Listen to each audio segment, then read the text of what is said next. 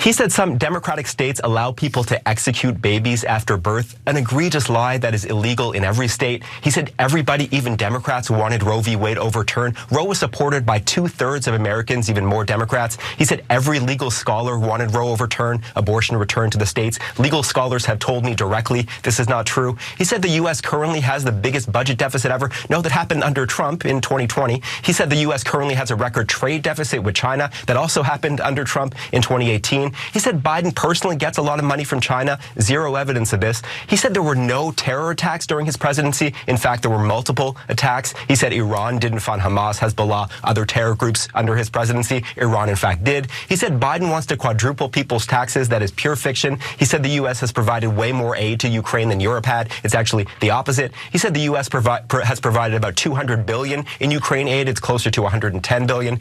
He said 18 or 19 million people have crossed the border under Biden. That is millions too high. He said many of these migrants are from prisons or mental institutions. His own campaign cannot corroborate this. He said Biden has only created jobs for illegal immigrants. Total nonsense. He said Nancy Pelosi turned down his offer of 10,000 National Guard troops on January 6th. There's no evidence she even got such an offer. It was the president, not Pelosi, who had the power to deploy the DC Guard.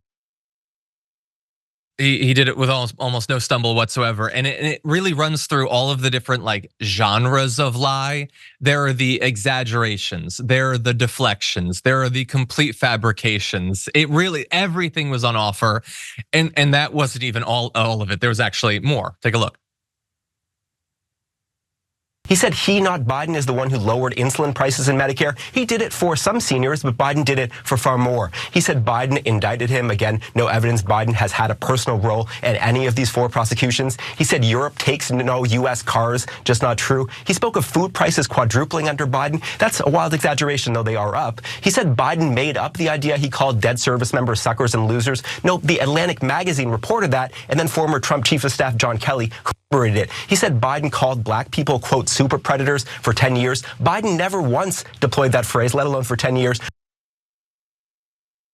By the way, there was a lot more, but we can't just keep showing that. I would also like to point out one that I don't think Daniel mentioned.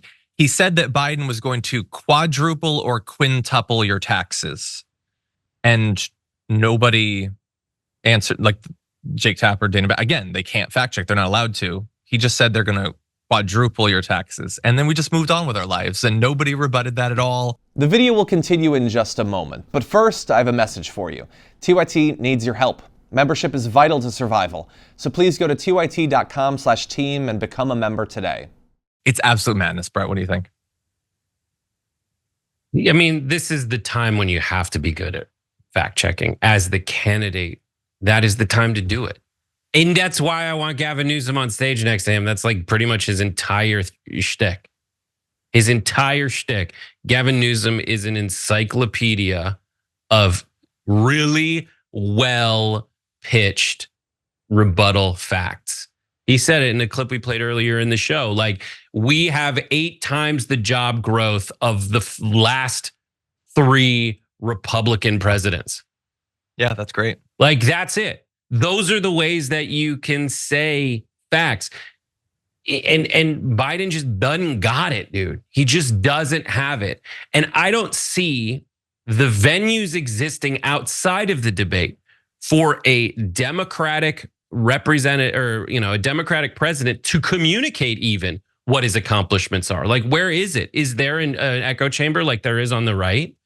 Like, the right-wing Republican tacosphere is just convincing people nonstop that there are folks out there who abort babies after they're born. Yeah. And I've met people in the wild who have said that to me like it's a real thing that happens.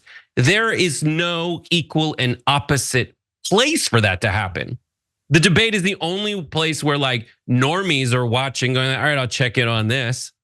Yeah, the normies tune out, and the normies need to be there for Biden to win.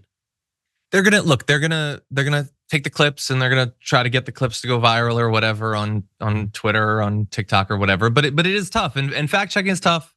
Like as many people are acknowledging in the chat, nobody cares about facts, and that is true. Well, that's mostly true. I care, and I think that a lot of you care. Not enough people care. But I think it matters. People care about having something to say.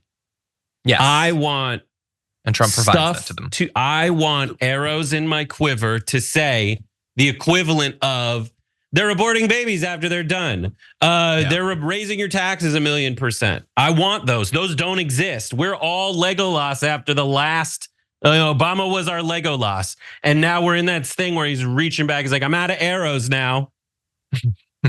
That's where we're at. Thank you for putting that in terms I can understand. Before we go to break, I'm going to end with one more lie. Trump was asked today about the possibility of Biden being replaced. He says he doesn't think that they will. That's not the lie. Quote, they wouldn't have done any better.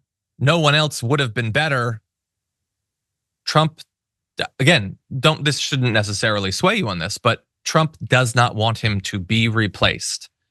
And just think for a little bit about why that is and what it means that he wants Joe Biden to be the candidate against him.